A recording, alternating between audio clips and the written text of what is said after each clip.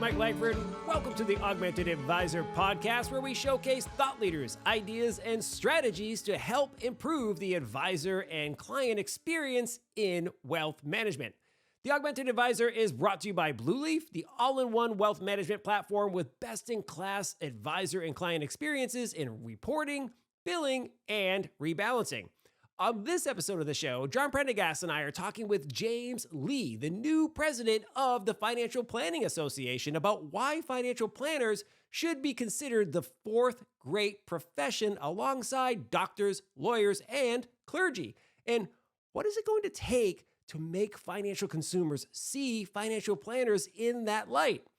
Now, before we get rolling, please make sure you take a second to follow or subscribe wherever you are watching or listening so you don't miss an episode. Okay, let's get to our conversation with James Lee. Well, listen, I wore my special shirt today because James has Yoda in the background. We noticed it during our prep call. And I'm a huge Star Wars nerd because you can see my Millennium Falcon behind me. You can see that I'm wearing a Star Wars shirt.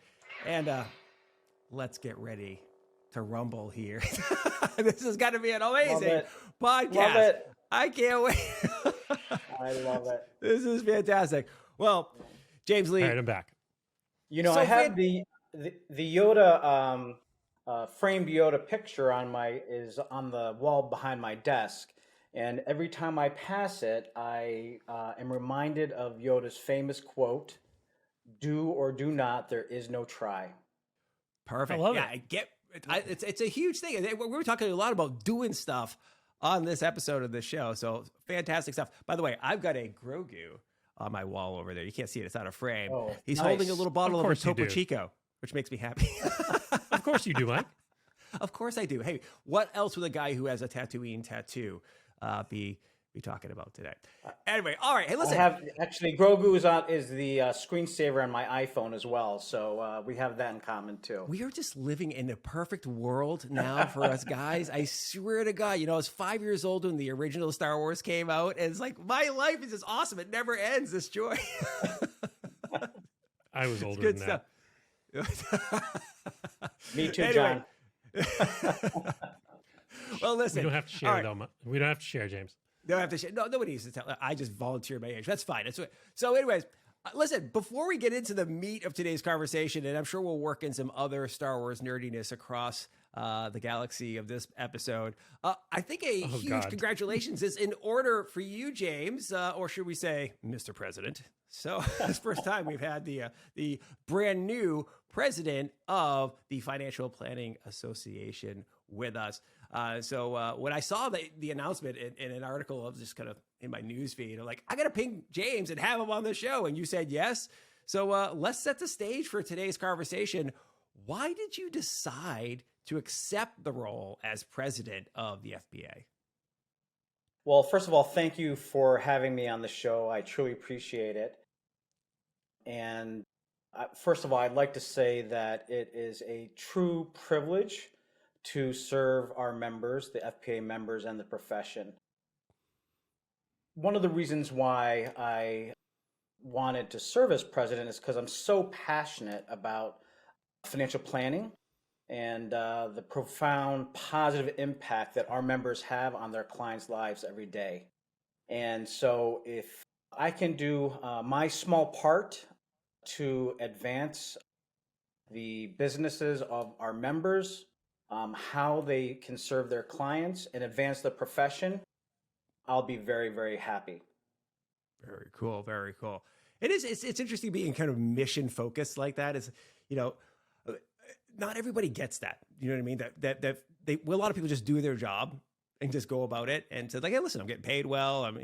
I am having an impact on people's lives, but great. But I love when I meet somebody who's like, no, that's not enough. Like we have to push this forward, for not just for me and the benefit of my clients and my business, but also for this industry, because like a kind of a rising tide lifts all boats. And we've been hearing a little bit of this common thread through several of the more recent conversations we've had with guests about almost like an evangelistic feeling towards, hey, we need to serve more people and we need to make sure they're being served in the right way. And so I love what you were just talking there about, that kind of that mission focus.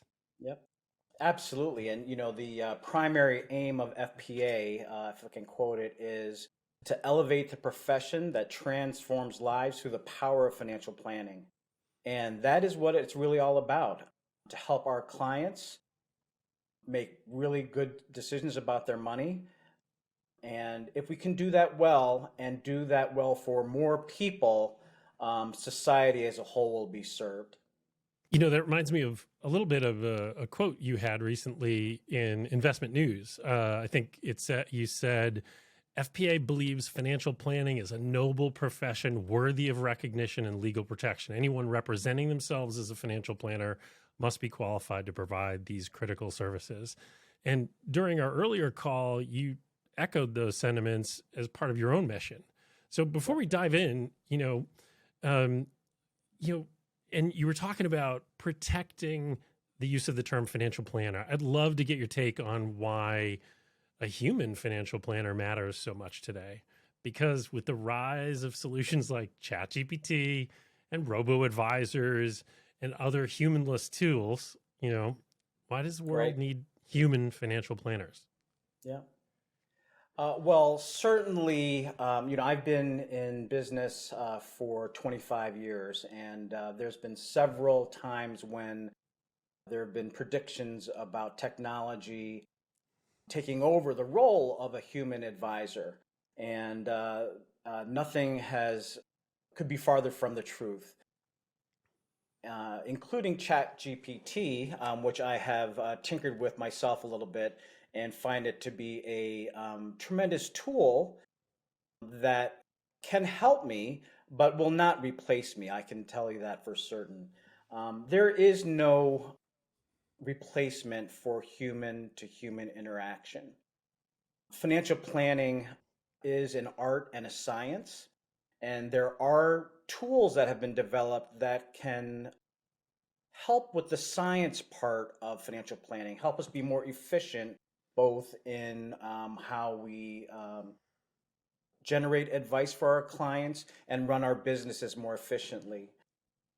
But sitting down with a client, having that human-to-human interaction, talking about their life goals, prioritizing their money values, talking about family relationships and how money plays a role in family relationships, helping them make big decisions that involve money and resources, but also involve emotional parts of their life. Are they moving closer to children, or are they moving abroad, for example, for numerous reasons? That really is the art of financial planning that will never be able to be replaced by technology. I feel the same way, but I had to hear you say it. Well, what's really interesting, you're talking about the human element there, and that it's really hard to replace a human.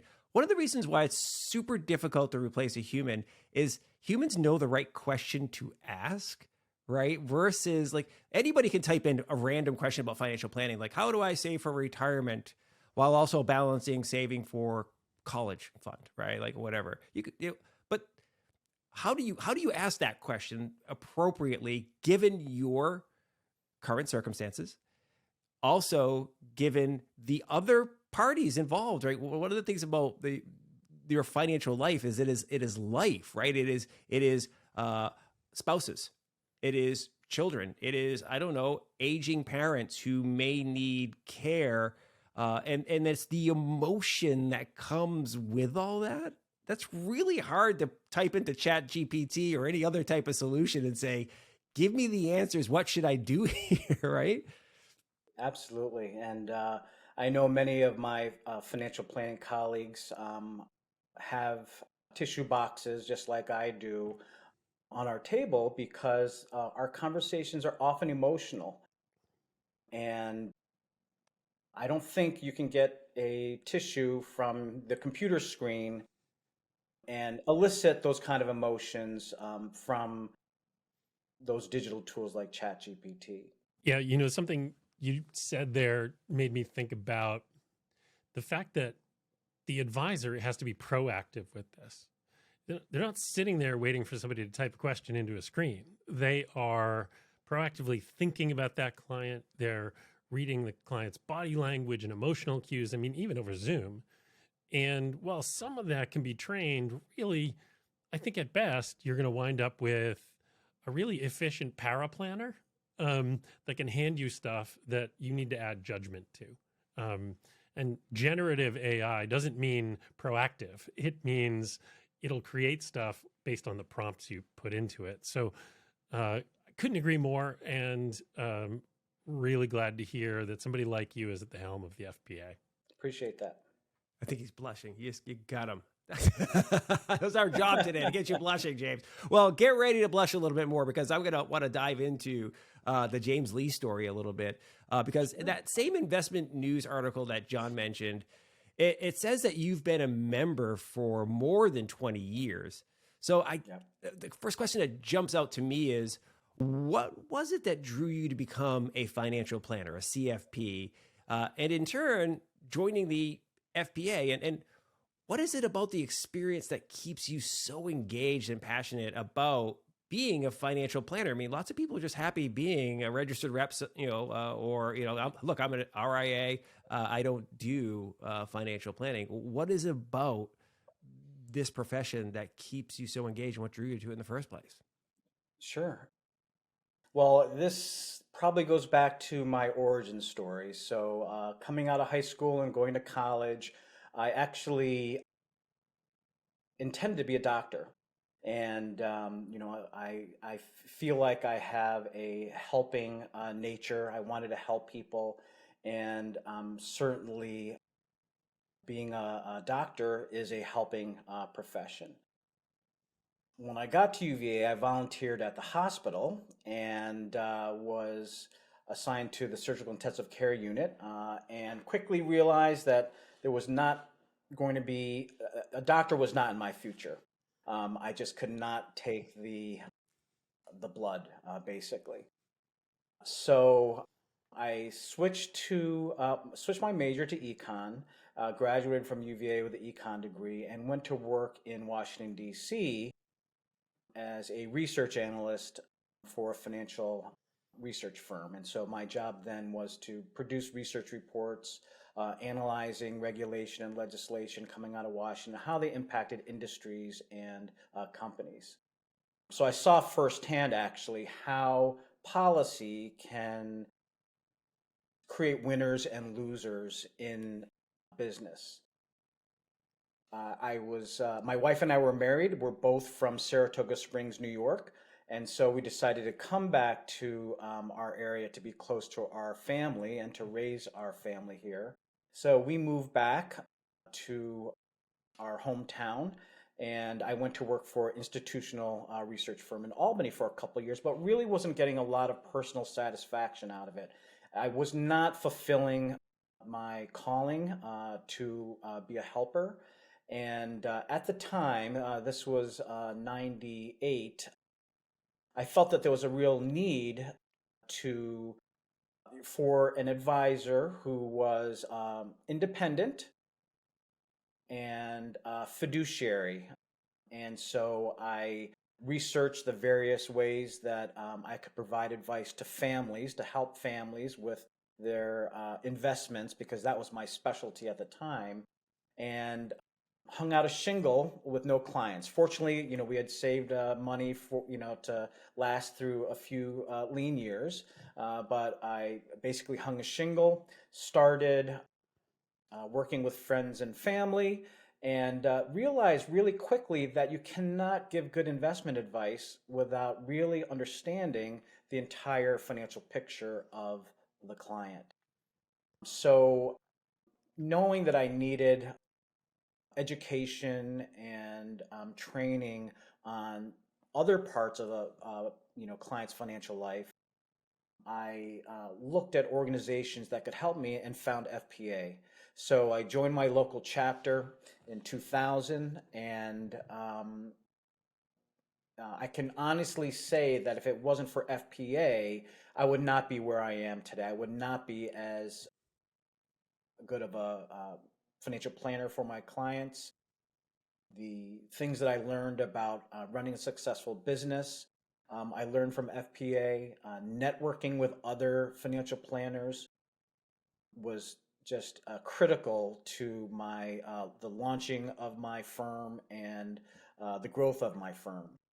So I have a lot of uh, loyalty toward FPA and know firsthand how membership can provide a amazing career and life for a financial planner.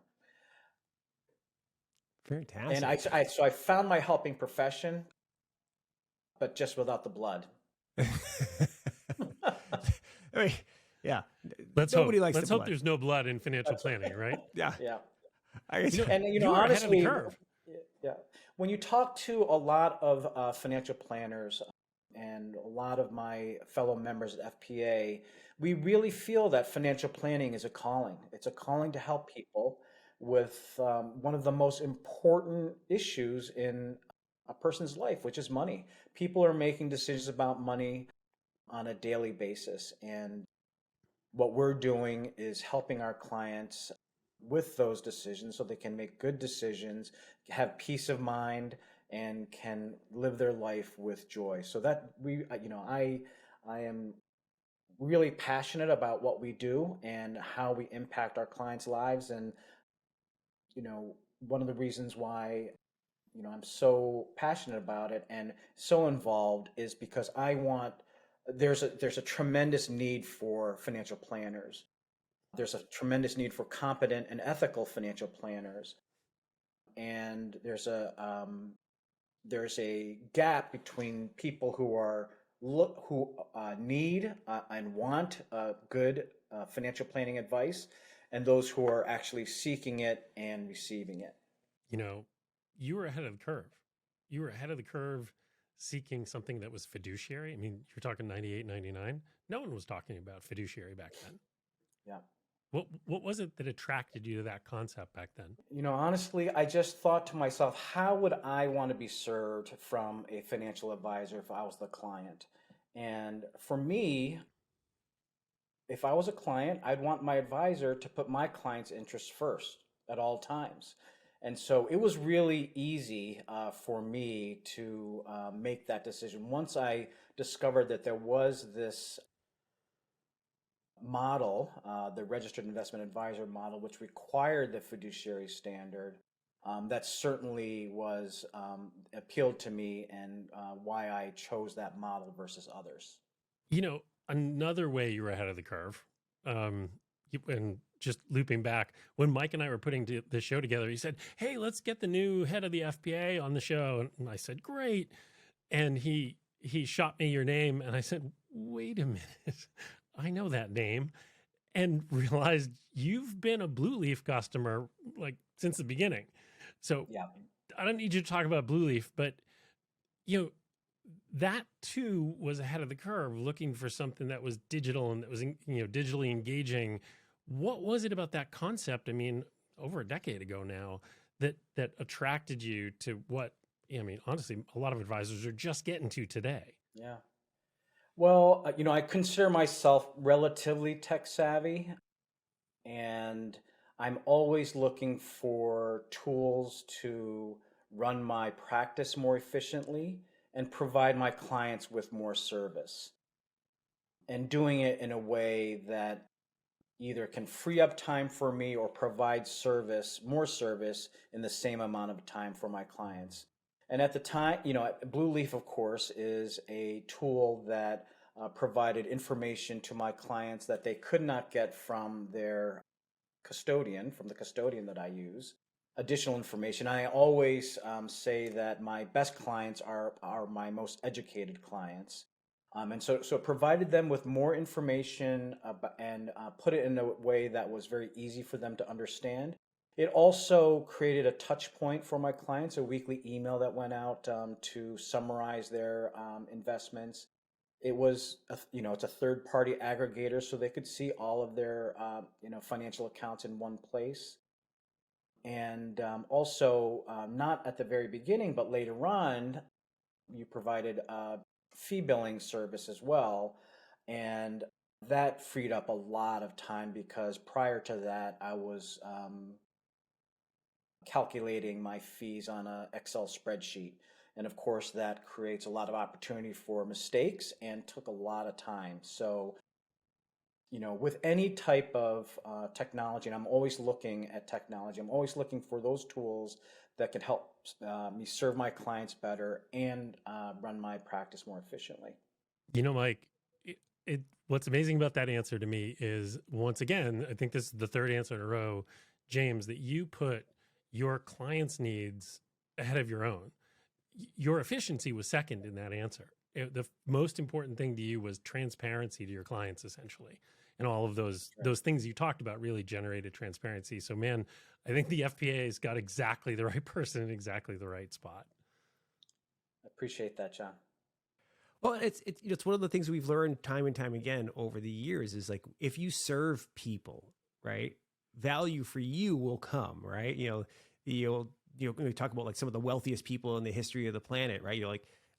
Sam Walton made goods more affordable and approachable for Americans who wouldn't have had access to those, right? And therefore things became, well, Bill Gates, right, with Microsoft, opening up the operating system and making computing cheaper and accessible all around the world. Well, guy became the wealthiest man in the world for a while. Like that's the way things work. So you don't focus on like, oh, what's best for me necessarily. You focus on delivering value. What's the best experience for my financial clients? That's going to bring you value as a financial advisor and as a financial planner. I mean, it's just part of what gives me joy is to provide great service to my clients. And, there's not real, yes, I am spending on these type of tools, but there's really no substitute for the joy that I get from providing my clients with better service. And I think that that's really at the heart of many financial planners is trying to provide their clients with the best service possible and in a way that's their best interest, the client's best interest. Love it. Let's jump back into the concept of protecting the term financial planner, because I think it's an area that's incredibly important today. Why do you and the FPA feel it's so important to protect the usage of this term, financial planner, in today's environment and going forward? Yeah. So, for those who don't know, the board of the Financial Planning Association last year adopted a policy and a long-term advocacy goal to protect the use of the title financial planner through title protection. Now, the legal or the recognition and legal regulation of financial planner, of the title of financial planning and financial planner, has been a long-term goal for many parties in the financial planning ecosystem for many, many years. There's been work done in this area really since the beginning of FPA, as far as I know. But until FPA took that position last year, there was no organization that actually stated it plainly that title protection would be the way that we would pursue to legally recognize the profession of or the title financial planner. And unfortunately, today there are no universally accepted standards to hold oneself out as a financial planner. So anybody could put a shingle out on their door and say, I'm a financial planner, without meeting any standards, any competency or ethical standards whatsoever. And of course, part of being a true profession is having some universally accepted standards. Now, there's been a lot of work to raise the standards in the profession. Of course, FPA, our core policy is that the CFP and the standards it represents constitute the foundation for financial planning. And over the past 50 years, FPA, along with other organizations like the CFP board, like NAPFA, have really elevated what it means and what the standards could be to hold oneself out as a financial planner.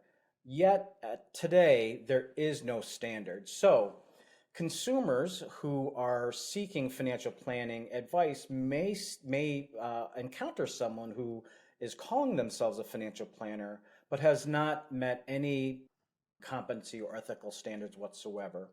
And so if we want to have a bona fide profession called financial planning, we must create universally accepted standards.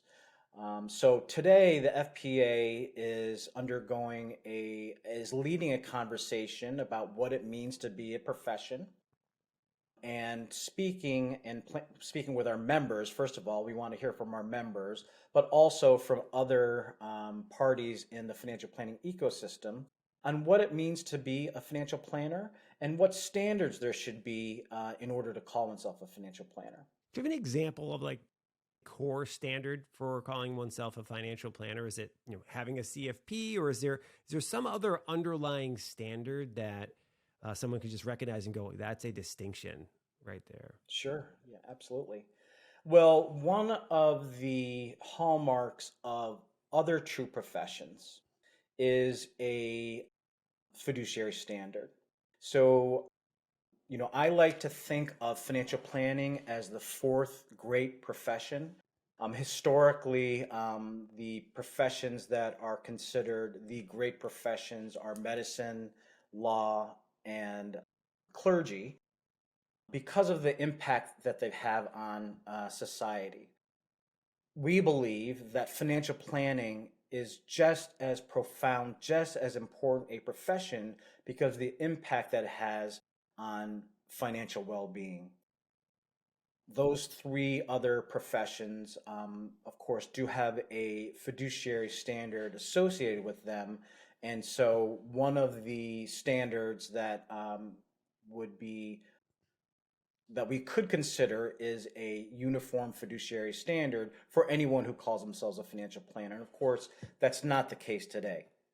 So, James, when we last talked, you talked a lot about trust, and those professions all have trust in common in spades. Right.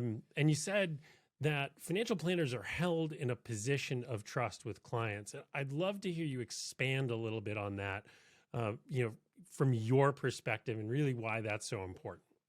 Sure, absolutely. So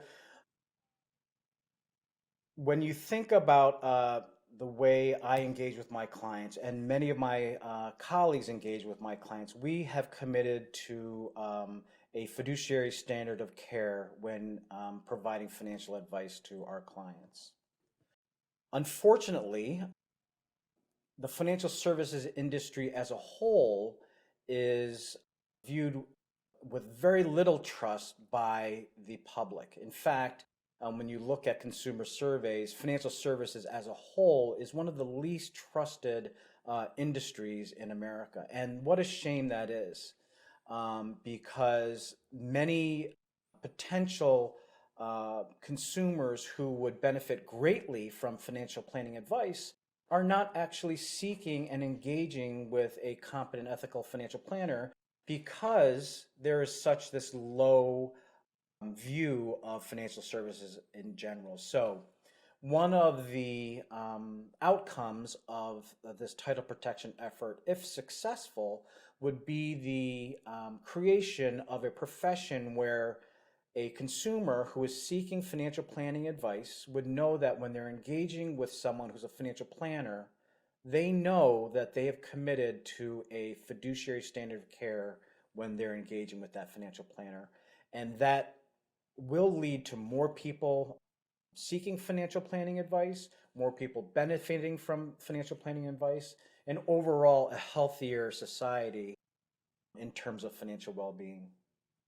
I love this. I want to hit this one like head on, like really heavy, because I have had conversations with people who lump all Wall Street, as they call it, in with financial advisors and financial planners who are helping people navigate their financial lives to achieve their life goals and have a fiduciary standard and care deeply about their clients, the client's heirs, and so forth, and would never dream of putting that at risk unnecessarily, if you will.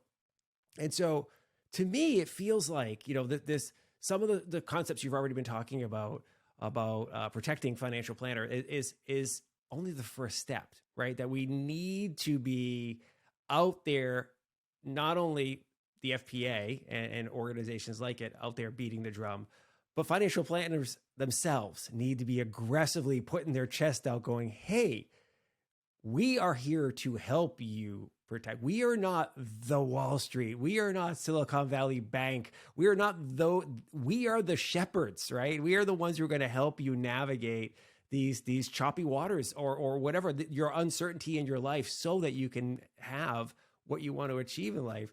I kind of feel like that's the thing we need to be doing. Are you in the FPA looking into strategies to advocate for that type of stuff, to empower financial planners to differentiate themselves aggressively from the industry?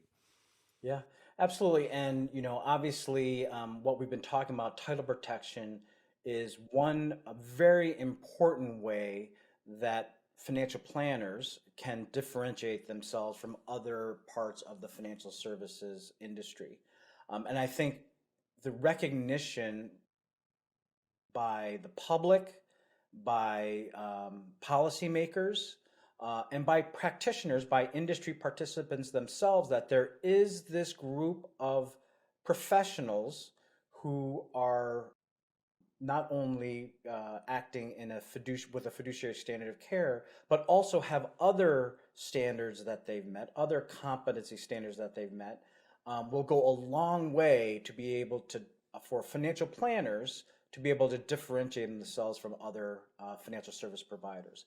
And I should say, we need other types of financial service providers in the financial services ecosystem. There's no doubt that we need other types of providers. However, I believe, and FPA believes, that financial planning and financial planners could be that fourth great profession that consumers look to provide them with advice that will help them on a day-to-day basis.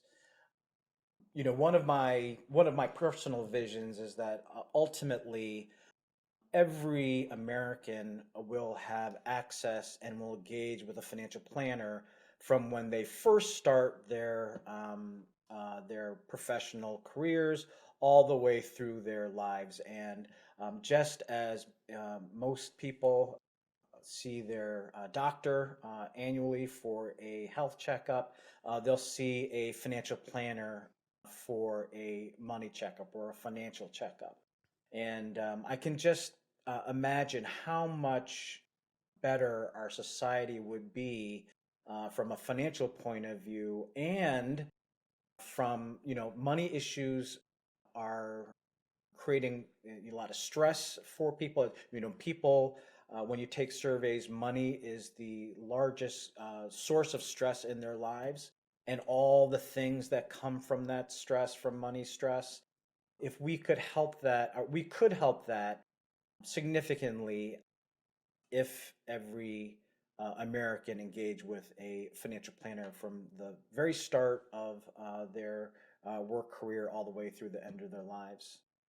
It's I've been seeing some data recently about financial literacy and about the health of the finances in America in general, and it's not a good picture. Over 50% of Americans are spending more or equal to what they're bringing in income.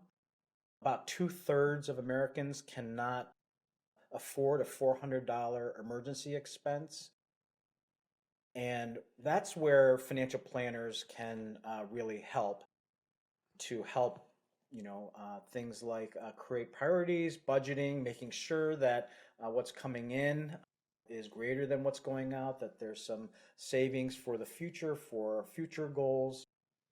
And so ultimately, I do believe that if financial planning can be a bona fide profession and recognized as such and valued as much as it should be by consumers, then society as a whole would be much, much better off. What a fantastic vision that is. I mean, and the way that it aligns with your personal mission is incredibly admirable. And, again, super lucky to have you. The FPA is super lucky. Thanks, Jack. Yeah, and it's not just me; it's so many other So of many our members. professionals. I'm inspired Absolutely. by our members and what they're doing for their clients. It really, truly is inspiring to listen to stories from our members and what they're doing. And I'm just really proud to be a financial planner and to be associated with these people who are really doing their best to help their clients lead more fulfilling lives and helping them manage their resources in order to do so. One of the things about this fourth great profession, and this is going to change gears a little bit because I want to get a sense from your perch at the FPA of some of the things that you're seeing. But one of the unique things about this profession is its sense of needing a holistic picture and delivering holistic advice. And that really sets financial planners apart from people who do good work and focus, say solely on investment management. And what that sort of perspective does also is it exposes you to a lot more ideas on the business model front and a lot more opportunities maybe. So I'm curious what you're seeing within the financial planning community around emerging business models. What are you seeing that's looking successful? And, are you seeing some more that are growing faster than others? Just love to get your perspective on what you're seeing that's new. Absolutely. So traditionally, financial planners, investment advisors, brokers could only serve those who have already saved and collected wealth or amassed wealth. And unfortunately, that leaves a whole lot of people who are underserved for financial advice and financial planning advice. And you're right, one of the really amazing things that's happening today in our profession is that there are emerging compensation models that are being developed that will help serve those who are traditionally underserved by the financial services industry. So, for example, there are subscription models being developed so that a consumer who has not had the ability to save any savings so far would be able to engage with a financial planner to get advice on issues that are important to them at that stage in their life. There are business models that are based on income rather than assets, for example, or net worth versus assets, for example. And so with these emerging business models and compensation models, there's a real opportunity to serve a much broader segment of our society than has been traditionally underserved. And again, I can only imagine the good work that will be done with people who, and very early on in their professional lives, that will help them and leverage that good advice throughout the rest of their lives and help them to be in a much better financial position, make much better financial decisions much earlier in their life, which will pay off, in huge dividends in the future. It's fantastic.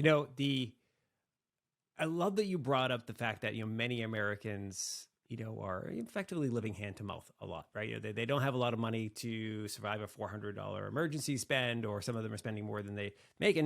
And that might account for why don't they trust financial services, or why don't they come to financial planners is they feel like it's unapproachable, like they don't have money. But the emergence of these new models is really exciting, right? I mean, for generations, commissions ruled, right? And so you could serve somebody who didn't have a lot of money. You just had to take 5% of their money to make something happen. Oh, then AUM models took over, as you mentioned, but you had to have some A to M in order to make a living as a financial advisor. But the clients, interests and the advisor's interests were aligned. But now we're seeing these new models you mentioned. I know you've already touched on it a little bit, but I think maybe this is kind of a good way for us to kind of wrap up here is, how do you see these new models driving value for the client and the financial advisors together, right? So for the client, you get it. If I can give financial advice and help with a financial plan for somebody who has, I don't know, $1,000 and they're fresh out of college and they're making $45,000, $50,000, whatever, that's awesome. But for me as the advisor, I have to feel that there's value too, right? Like I have to feel like I can make a living doing this, right? And it kind of goes back to that, why were unbanked people unbanked for so long? Well, it's really hard to make money off of a little bit of money, right? So, but now we have these new models. How do you see this fitting in with an advisor or financial planner's business and being profitable? Yeah, I think it's important for both the client and the advisor to match in terms of the compensation model that they both agree to.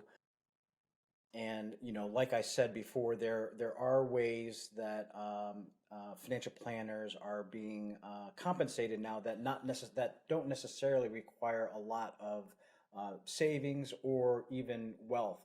So, for example, if a client came in very early on in their professional career with a lot of student debt, maybe some credit card debt, a financial planner could sit down with that client, look at their overall picture, talk about their priorities in terms of their financial goals, whether it be pay off that credit card debt early, a plan to pay down that student debt and save for retirement, and do it in a way that is both serves the client and the advisor. That is what the future is, and it's happening now. So, our public policy counsel for FPA, she tells the story when we go to see policymakers about how she came out of law school with a tremendous amount of student debt, and she felt like she could not afford a financial planner, but found one who was able to serve her, and they created a plan to get rid of that debt. And she is, she's a evangelist for financial planners because of her own personal experience being able to engage with a planner without having amassed savings or wealth at that point. Fantastic. Well, this has been an amazing conversation. I know people are going to want to follow up with you, and if they haven't already, they're going to want to maybe reach out to the FPA and get involved. So hit us up. What's the best way for people to contact you and stay in touch? And where do they go to learn more about the FPA?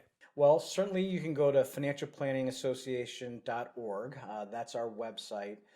We do have about 80 local chapters around the country, and that's where a lot of the networking takes place, which is there's a lot of value in speaking with other financial planners, swapping ideas, learning at learning events that our local chapters have. So you can go to financialplanning.org and look for your local chapter, or just do a web search and go to your local chapter, speak with the leadership at the local chapter level, and get involved that way. And I can say too that for those FPA members who may be watching this, or people who are considering FPA membership, getting involved in terms of being a volunteer is a tremendous way to accelerate your experience with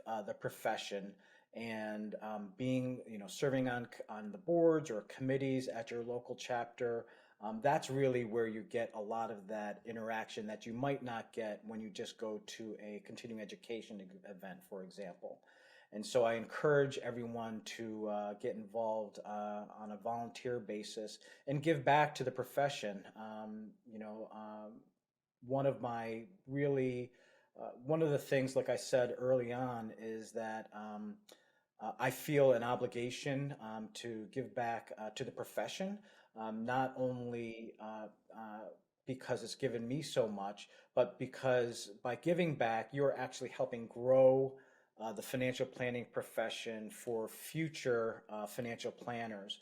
And ultimately, that serves not only our profession, but society as a whole too. And, being a member and then being involved with leadership and giving part of your time, valuable time to a professional organization like FPA pays tremendous dividends. So get involved, everybody. That's right. Absolutely. Get involved. Well, this has been fantastic. James Lee, thank you very much for coming on the Augmented Advisor podcast. It was wonderful having you. It's a real honor for me. Thanks, Mike. Thanks, John. Thank you.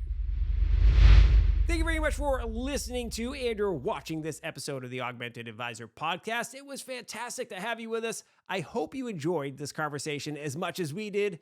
Huge thanks to James Lee, president of the Financial Planning Association and president of Lee Investment Management, for joining us.